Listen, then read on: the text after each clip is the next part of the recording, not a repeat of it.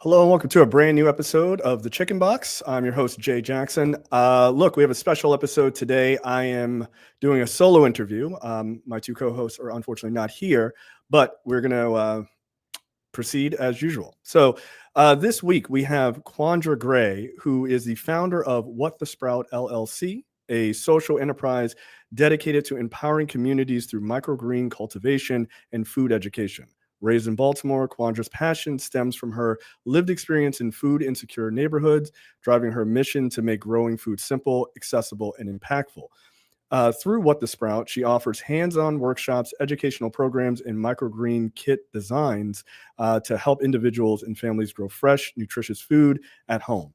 With over 15 years in design and marketing experience, Quandra merges creativity with sustainability to make agriculture literacy engaging and practical. Her work extends into schools, libraries, and community spaces where she provides hands-on learning experiences that inspire self-sufficiency, food security.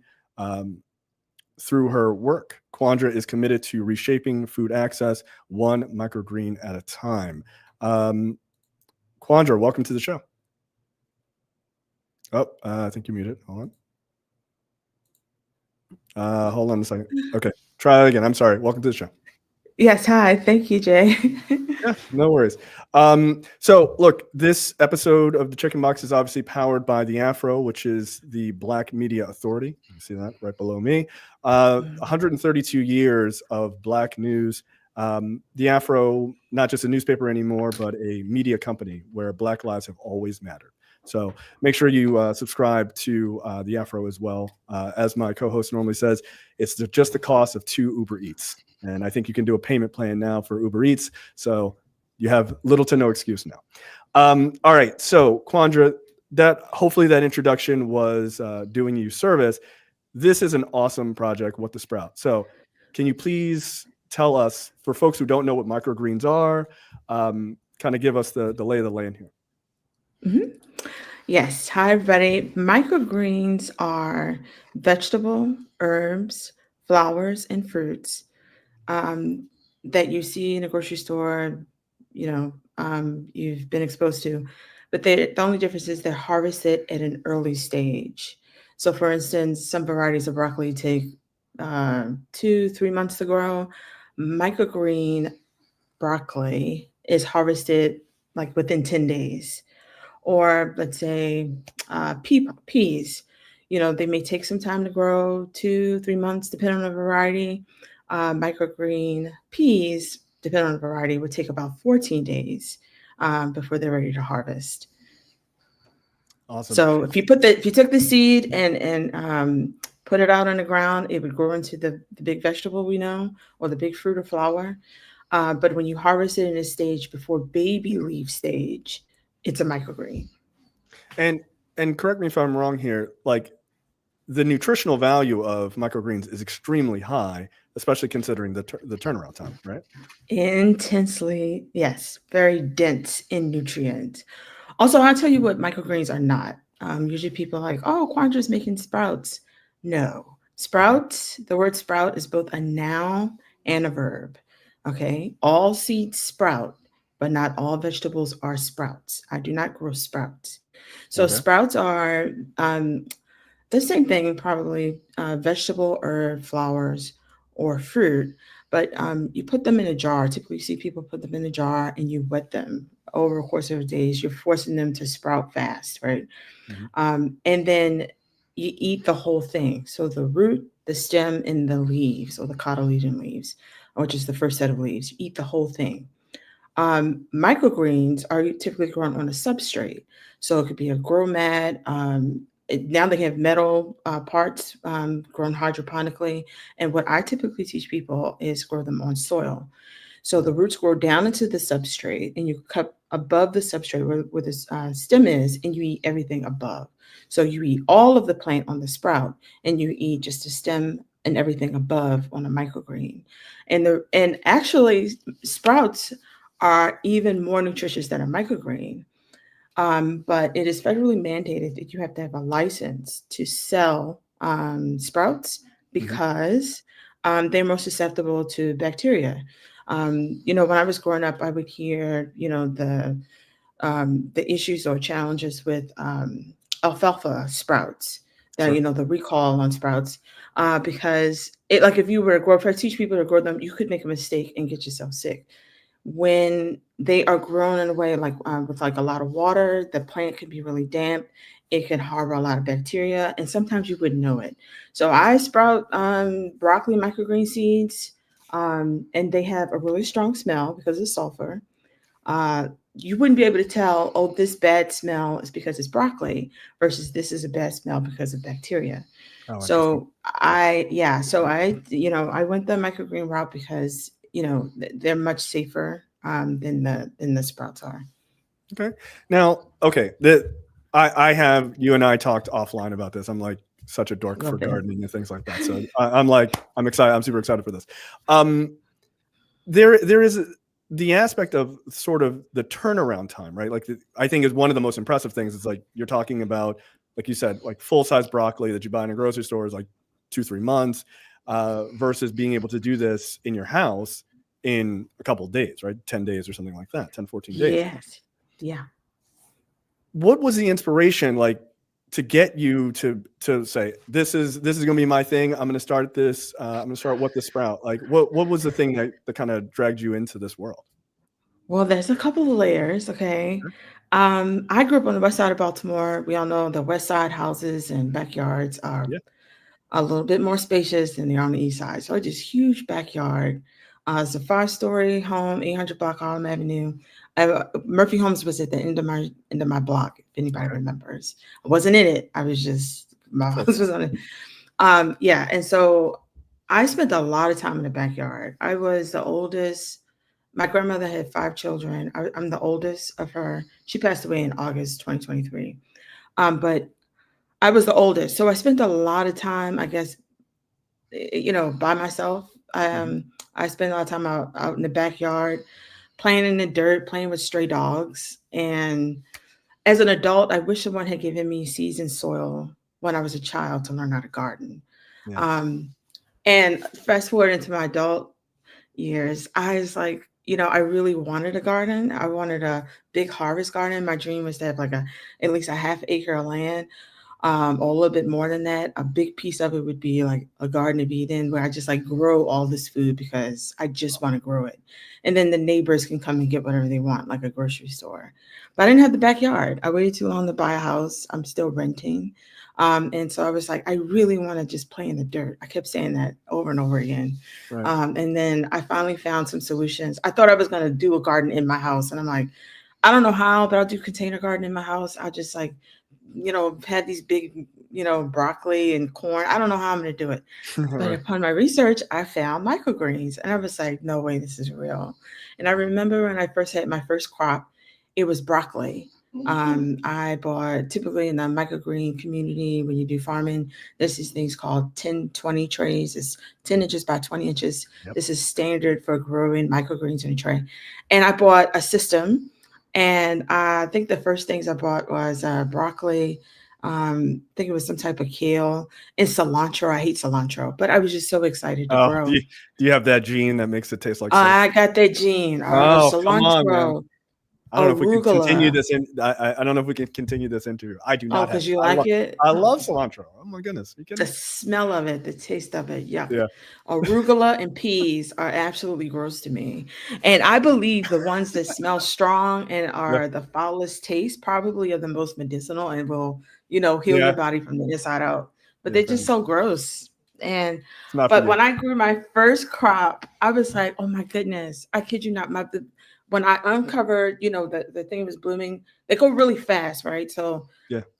they were yellow. I think it's like the process you uncover it. It was yellow, and the cotyledon leaves were all a little teeny scrunched. When I came back downstairs and uncovered it and let the light hit it, it wasn't that long before they turned this flesh green. And I was like, oh my goodness, look at this. They're ready. I can actually eat these now. And I was like, I wish I had known about this as a child. I wish I can go and tell my community. People should know about this. I remember being so excited about it. That was like in 2022. Um, And all along in my So this career, is this like post pandemic or like during the pandemic you kind of picked up on this? no, it was after. It was in 2022, I think. Early, I started doing my research, buying the little bits and pieces, and I think I actually had my first crop towards the end of 2022. Okay. Um, but all that long, I had been dreading or not liking my career. Been in design and marketing for years and sitting behind a computer. I'm a chronic introvert. I was just like, I'm ready to get out and be with community. I want to do something Right. with people. I love teaching. I was teaching at the community college of Baltimore County as an adjunct instructor. And so I was like, I could merge, this teaching people about microgreens with my love for teaching. I could merge the two, my gardening and teaching. I could merge the two, but I didn't act on it. Who acts on just a whim? It wasn't until my grandmother died in 2023. We took her home on hospice to her home, and our family, we were all surrounded her, and she transitioned. And I remember I was at her head looking at her as she went. And I remember thinking, we'll all be here one day. I'm unhappy in my job. I'm just not fulfilled. Why don't I just go do what I want to do? So in Yeah. October, I quit my job. I had the concept, I had the idea, but I wasn't going to act on it. But when I saw her go, I said, I'm going to go. I started with the sprout in October 2023, and now we're here. Yeah. I mean, that is a beautiful, tragic story, but it's a beautiful story because that idea of sort of fulfilling what you ultimately really want to do and kind of having that push to do it, I think is really quite inspirational. Yeah. So you take that idea, you're like, all right, I'm going for it. Where it's interesting because like my daughter is like just about 6 years old, and so like gardening, I was just like, get your hands in dirt. Like I think it's super important. And so I think especially young kids of color don't often have that opportunity to do that, right? And especially if you're like living in a city or something like that, people are like, well, I can't get to a farm. Like, where am I going to learn Yeah, to do this stuff, right? So I absolutely. appreciate that idea of like you saying you wish you had that access. How do you transition your idea of, all right, I'm going to do this microgreens thing into, you take the teaching part, but you're like, I'm going into the community as this introvert. I'm going to talk to these kids. I'm going to talk to these people, and I'm going to bring them along with me. How do you get from point A to point B on that one? Well, it's important to know this too, that I had failed at a couple of business before that, before starting with the Sprout. So I had some business strategy, acumen, whatever. But I will tell you something. When I had the plan, it was how can I make money to support my efforts in going into the community? Because my assumption was, who's going to pay me to do that? Who's going to pay me to go Right. and teach children? That's what I want to do. And then if it started off with this corporate thing, I'm going to do corporate wellness and then some Right. kind of way sell of digital products. And I thought, oh, I'll just be an influencer online. Then if you go look at my following, that didn't work. What happened? My break was Baltimore City Recreation and Parks. I just happened to fill in their newsletter because I was looking at community spaces that had programs for children. Baltimore City Recreation Parks had that, right? And so I signed up for the newsletter, and then one day I had a newsletter that says, "Hey, call for vendors." I remember it was on March 12th. Come and bring your program and your whatever. And so, as a former educator, I sat down and I wrote this curriculum. I was like, "Oh, I'm going to do this. I'm going to teach this."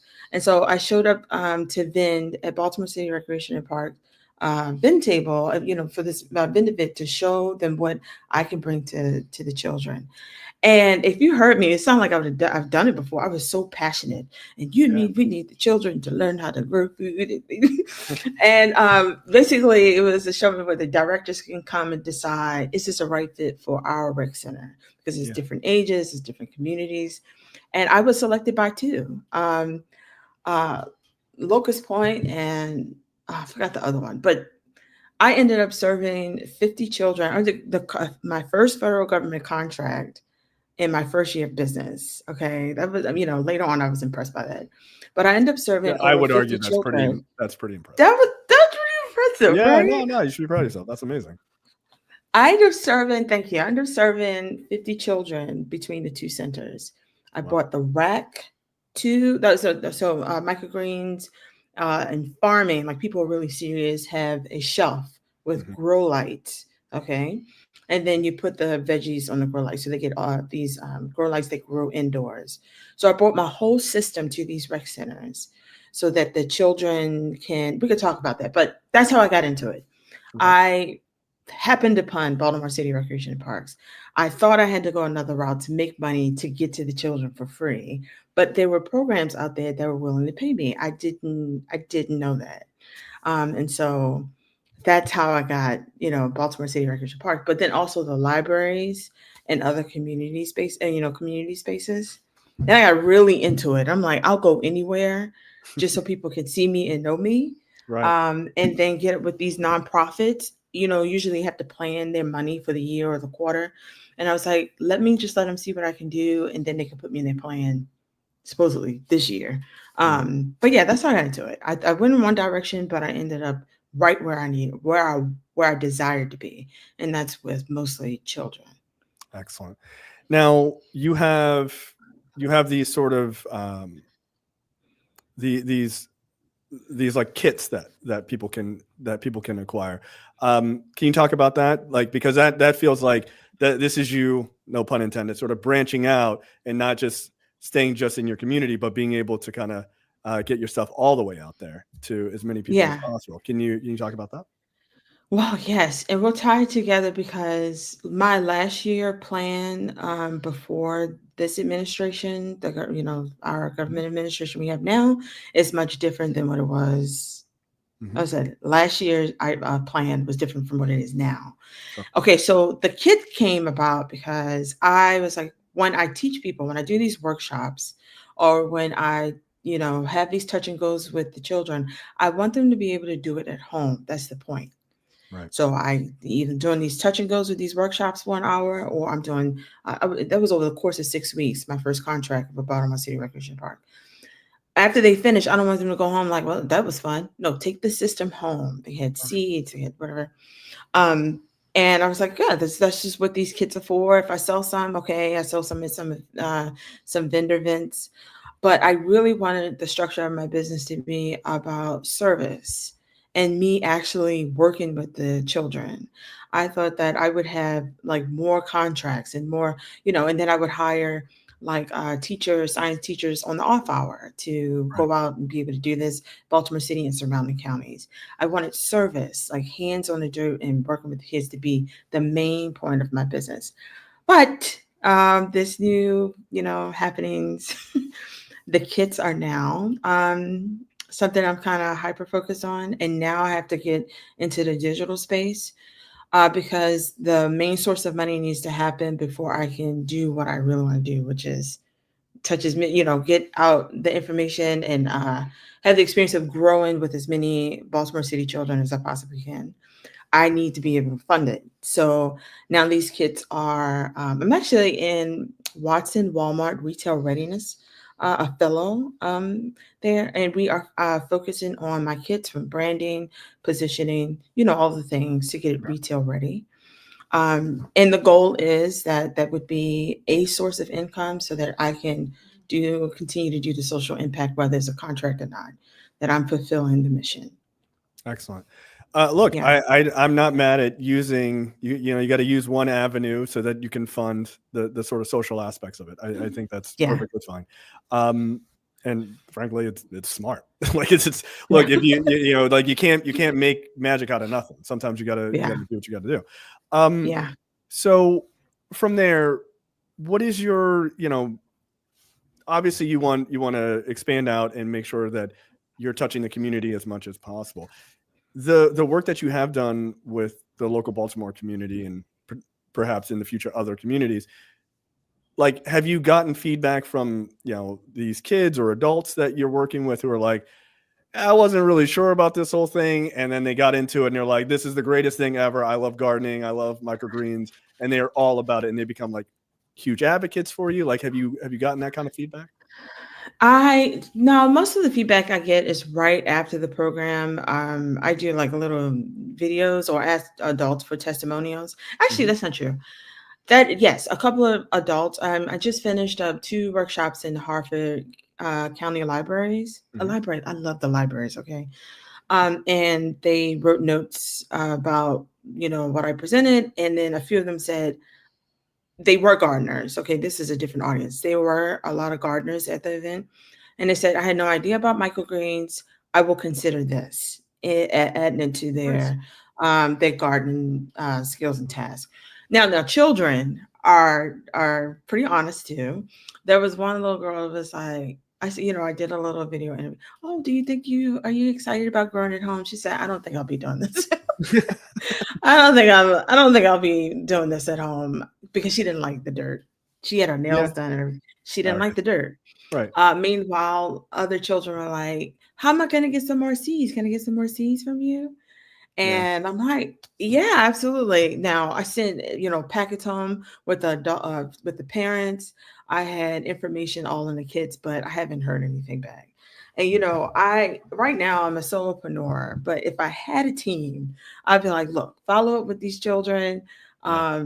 The adults can reach out if they want to, but it's the kids that I want. Like, what if they really like it? And the parents like, Yeah. put it Absolutely. away. I was like, I wouldn't know. So no, I haven't been able to follow up, but immediately after I could tell who was really interested in continuing with what I taught them and who was like, I don't like this. Yeah. Yeah. I mean, I think people maybe don't quite realize, but there is something incredibly powerful about growing your own food that I think Yeah. is there is definitely a sort of a subsection of the Black community who is like into it and they get super into it and it's dope. And like for me, the reason why I asked like around what time like was this around COVID or not? I mean, I cannot tell you how many people I know. It feels like everyone was like this, like on the news, they're like everyone's doing sourdough starters. I'm like, everybody I know is doing tons of gardening during COVID. Like that was the thing. So you didn't have to like wipe them down with bleach or whatever, I guess. Um, but and that's when I got like super into gardening as well. And Mhm. the idea of microgreens and stuff like that gives people a chance to do these things even if they don't have a huge backyard. Like Yes. you can do it. You can do it in a confined space. If you got a shed or anything like that, right? Because like it's outside, but you don't have to mess up your house. Like if that's your concern, Yeah. and I think there is something very democratizing about being able to grow your own food. The like we talked in the beginning, that sustainability, that sort of that ability to just say, this is what I'm doing. This is a passion I have. I am growing food for my family, for myself, and I think that's powerful. And I think it's easy to just be like, it's dirt, but at the same time, like it's the end point where you're like, oh, like y'all like that broccoli, the Yeah. broccoli sprouts that we did, yeah, I made that. That's me. I did it, right? And that feels Yeah. powerful, right? So I think you're doing Absolutely. an awesome job with that. That's really very cool. Thank you. Yeah, the control. So, one of the other benefits of it is where your food source is coming from. You just got a bag Exactly. of seeds. You literally can grow the microgreens with just water, but I teach people soil, like get your hands in the dirt. Right. Soil, water, light, love. I mean, your food will grow. And you don't need grow lights, you don't need all these fancy equipment. I take the kit that I it's a self-watering kit too for people who say I kill plants because they overwater it or forget to water it. It's a Right. container that you just put the soil in, put the wicking string inside, and follow a few instructions like keep this seed in the dark for like 2 or 3 days, and then put it in the light.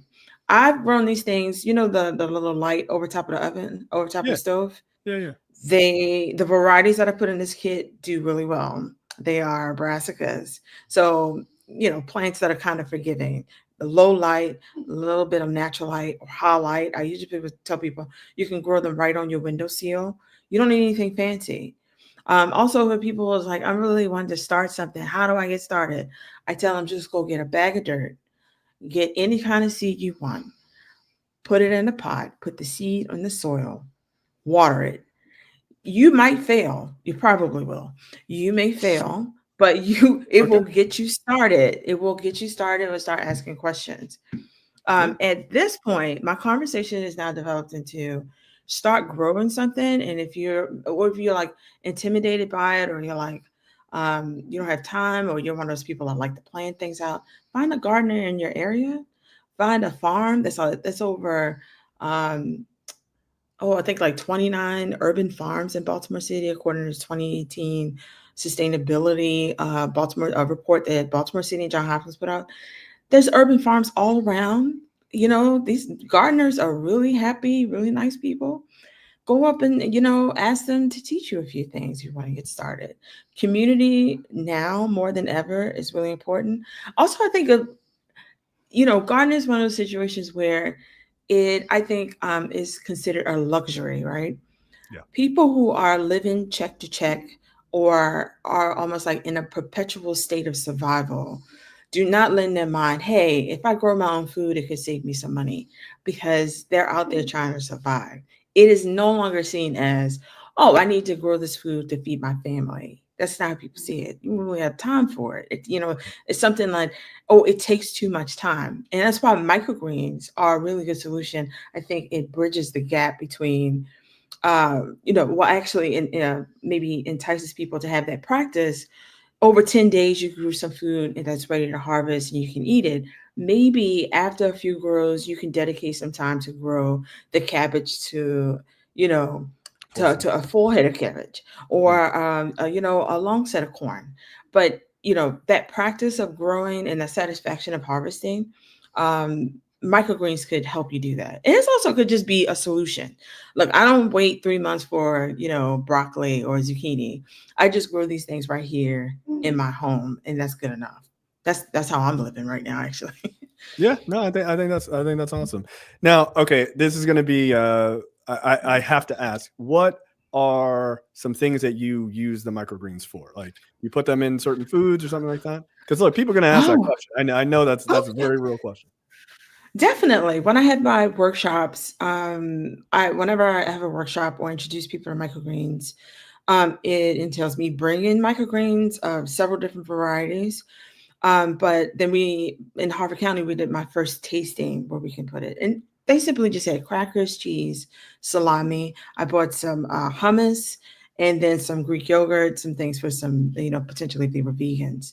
You use microgreens the same way you use like lettuce, Right. except microgreens taste just like the vegetables. So broccoli, Hmm. it tastes just like broccoli. Beets, earthy, like muddy kind of flavor, but refreshing, beady. That's what it tastes like. Cilantro, it tastes just like cilantro. And believe it or not, cantaloupe. Unfortunately for us, right? Unfortunately, cilantro. And it's funny. That's why I grew it the first time, because I said maybe it doesn't taste too Nope. like it's much more intense, and it had my whole Yeah. house smelling like cilantro. Yuck.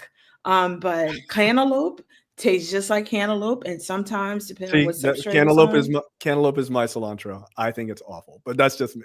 Oh, there's Look, in something my wrong with household, I'm you. I'm alone. I'm alone. I'm Oh not my goodness, I am who not a cantaloupe. knew? Yeah, sorry. Yeah, it actually tastes crisp and refreshing. So when you think about how you eat the other foods, maybe so my favorite way to eat them is in a smoothie. And here's Okay. why. I grill them all the time. There's always something on my shelf. Right. One, because I like to do it. This is a hobby for me. I'm like, let me plant some peas, even if I don't eat them. Right. They're still plants. They're really pretty. Two, I do it for educational purposes. So when I get booked, or when I get, I have some I grow them for that. So there's always some on my shelf. And I don't always want to just like eat them. So I blend them up in a smoothie. My favorite base smoothie is frozen berries, lemon juice, and ginger. Mm. Or my favorite microgreen, nasturtium. Absolutely beautiful plant.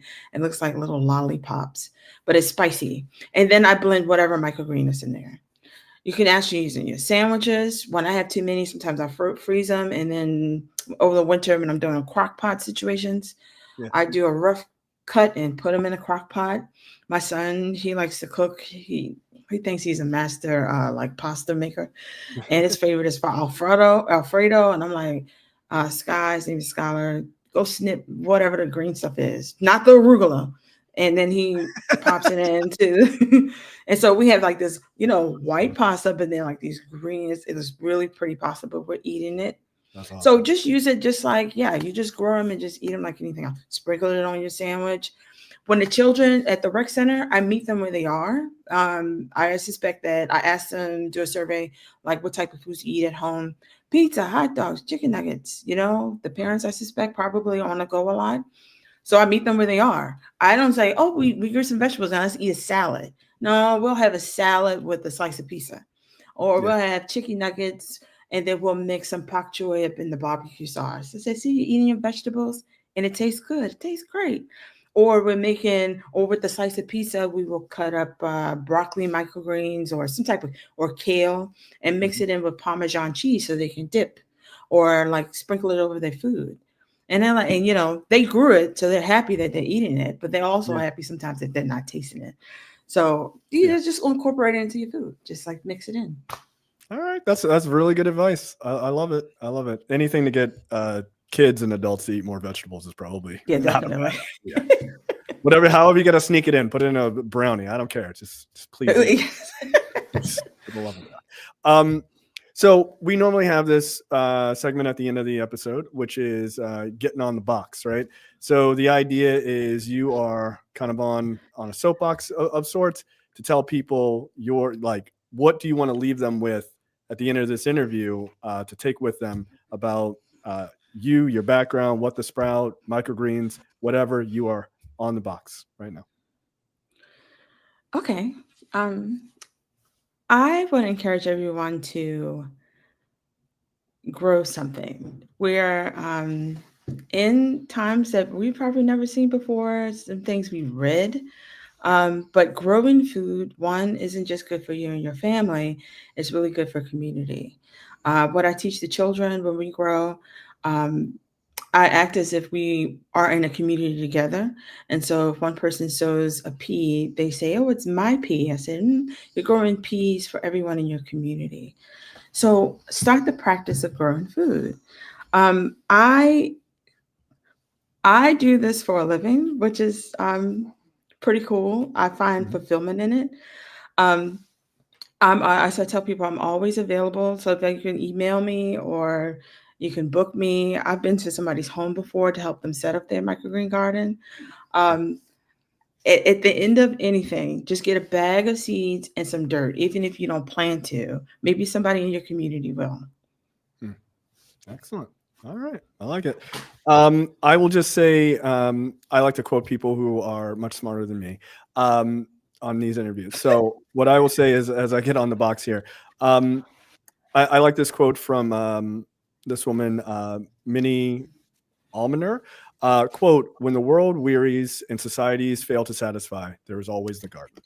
And look, I found that gardening was almost meditative for me. I mean, I did everything from, I had like a formal garden, but tomatoes, cucumbers, even doing blueberries in another part of my garden. And I did a bunch of things like that. And it was just so, especially during COVID, which was like a really tough time for everybody. I just found that having some time to just kind of put your hands in dirt and make something yourself was really powerful. And I wish that for every child to kind of grow up in that world, and especially Black children, because our connection to what we eat and where it comes from and things like that have long been taken away from us. And I think your work at What the Sprout gives people an opportunity to sort of lower the barrier of entry. They don't have to have a big garden or a big backyard or a farm or anything like that, but it lowers the barrier and it allows them to kind of get into this world. And I think that is super powerful. So thank you for what you do. Yeah, thank you. Thank you so much for having me. I appreciate being here. Absolutely. Okay, that is it for us on this episode of The Chicken Box. We will see you guys next week. Quandra Gray, thank you for coming in. We really appreciate it. Thanks.